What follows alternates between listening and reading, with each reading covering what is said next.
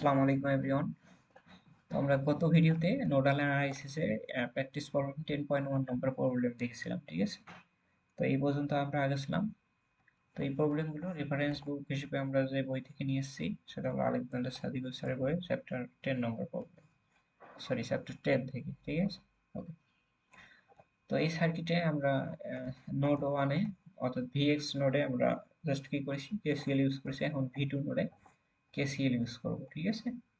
আর এই আমাদের পুরো লেকচারের যদি পিডিএফ পেতে চাও তাহলে বেশি করে শেয়ার দিতে হবে। যে বেশি করে শেয়ার দিবে এই পুরো আমাদের যে লেকচার শিটটা আছে এটা পিডিএফ আকারে সেন্ড করা হবে, ঠিক আছে? তো বেশি করে শেয়ার করে এটা নিতে পারো। ওকে।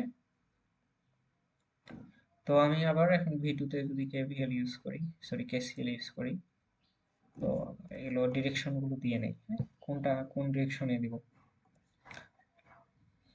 তো এটা ধরলাম ইন করতেছে আর বাকি দুইটা আউট করতেছে, হ্যাঁ? বাকি দুইটার ডিরেকশন ধরে নিলাম আউটগোয়িং।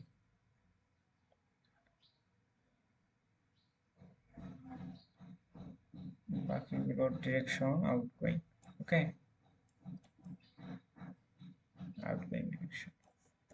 তাহলে ingoing current that means Vx minus V2 by minus J2.5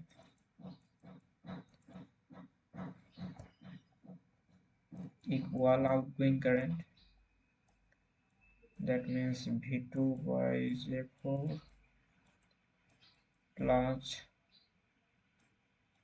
V2 by V2 minus কত 3Vx by resistance কত 4 না 4 কি ছিল না, এটা ইন্ডাক্টর ছিল। ওকে, হ্যাঁ ঠিক আছে। তো এটাকে একটু সিম্পলিফাই করি। তো এটা Vx দ্বারা যদি আলাদা করি তাহলে কি হয়, Vx by minus J2.5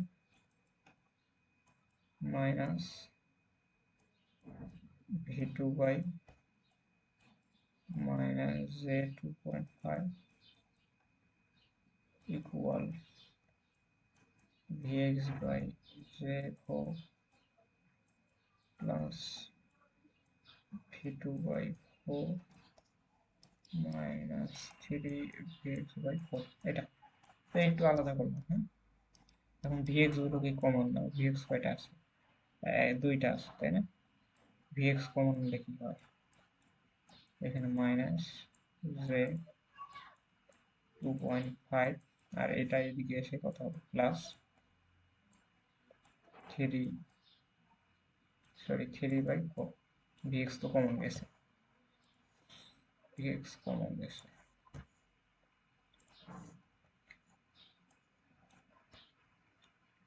plus V2 কয়টা আছে, দুইটা, তাই না?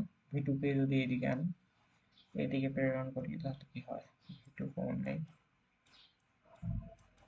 মাইনাস J2.5, এটা এইদিকে এসে কি হবে, মাইনাস হবে, তাই না?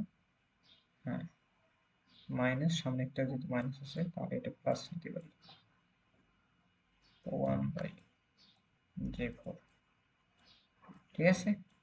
তো আর একটা তো ছিল, V2 আর একটা ছিল 1/4 মাইনাস 1/4 মাইনাস 1/4, হ্যাঁ ঠিক আছে, ইকুয়াল 0। সবগুলোকে একদিকে নিয়েছি, তাই না? ওকে, ফাইন।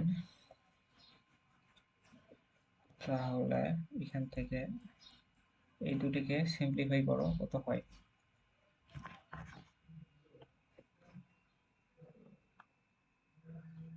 দুটোকে যদি সিম্পলিফাই করি,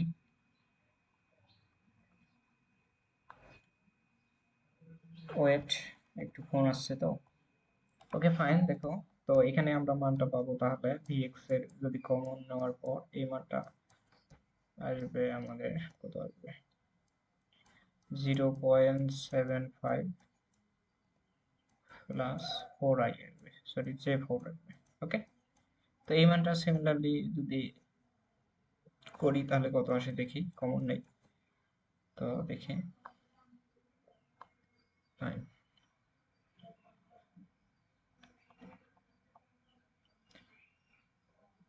প্লাস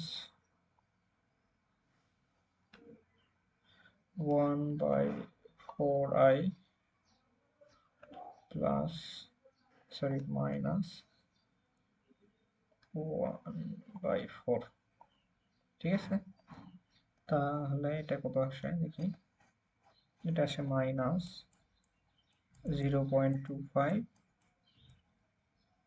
প্লাস জে 0.15। ওকে, এটা এখন এই যে 1 এবং এটাকে 2 নম্বর ইকুয়েশন দিলাম, এটা 0, ঠিক আছে, এটা 0।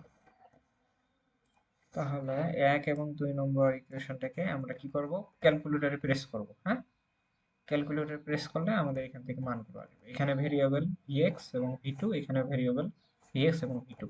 তো এখান থেকে জাস্ট ক্যালকুলেটরে প্রেস করলে vx এবং v2 এর মানটা পেয়ে যাব, ঠিক আছে। তো এগুলো আমরা কিসের মাধ্যমে সলভ করতে পারি, এই v2 vx আমরা ম্যাট্রিক্স পদ্ধতিতে সমাধান করতে পারি, কিন্তু আমাদের প্রয়োজন নাই, এত অনেক বিশাল হয়ে যাবে ম্যাথগুলো, অলরেডি তো অনেক বিশাল হয়ে গেছে। তো আমরা ক্যালকুলেটরে এগুলো ইউজ করব, তাহলে হয়ে যাবে। তো আমি একটু দেখাই দিচ্ছি দেখি। তো প্রথমে আমরা ইকুয়েশন মোডে চলে যাব, 5। তো এখান থেকে এটা হলো আমাদের 1 নম্বরটা, তো 1 নম্বরটার সাথে ফলো করে, তো একে প্রেস করি। তো আমাদের vx এবং v2 আমরা তো মানগুলো দেব। হ্যাঁ, 0.5 প্লাস 0.4i, সরি i তো ওঠেনি,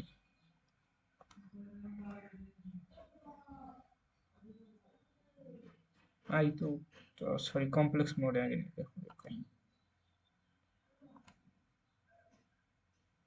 তো i তো তো এটা একটু প্রেস করবা। হ্যাঁ, এখান থেকে প্রেস করলে মেবি কিছু একটা মান পাবা। হুম,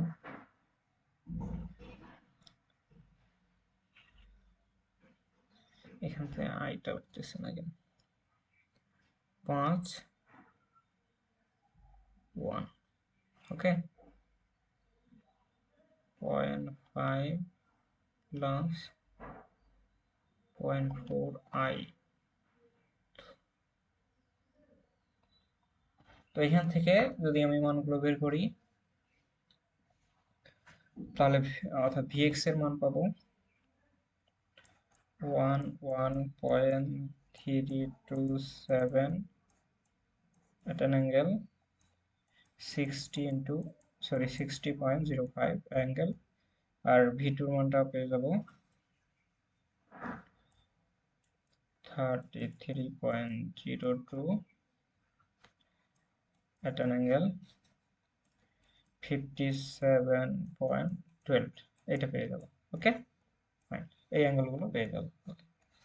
তো এটাই হলো আমাদের অ্যান্সার। তো এগুলোকে তোমরা কি করবা, টাইম ডোমেনে নিতে পারবা। হ্যাঁ, এগুলো অবশ্যই টাইম ডোমেনে নিবা, টাইম ডোমেনে অবশ্যই নিতে হবে, ঠিক আছে। ওকে, তো এই টাইম ডোমেন কিভাবে নিবা এটা তোমাদের হোমওয়ার্ক দিয়ে দিলাম। ওকে, যদি না পারো তাহলে বলিও, আমি নেক্সট ক্লাসে এটা দেখাই দেবো। ওকে, তো আজকের ক্লাসটা এই পর্যন্তই। তো আর বেশি করে শেয়ার দিয়ে পিডিএফটা নিতে পারো। Okay, so that's it for today, আল্লাহ হাফেজ।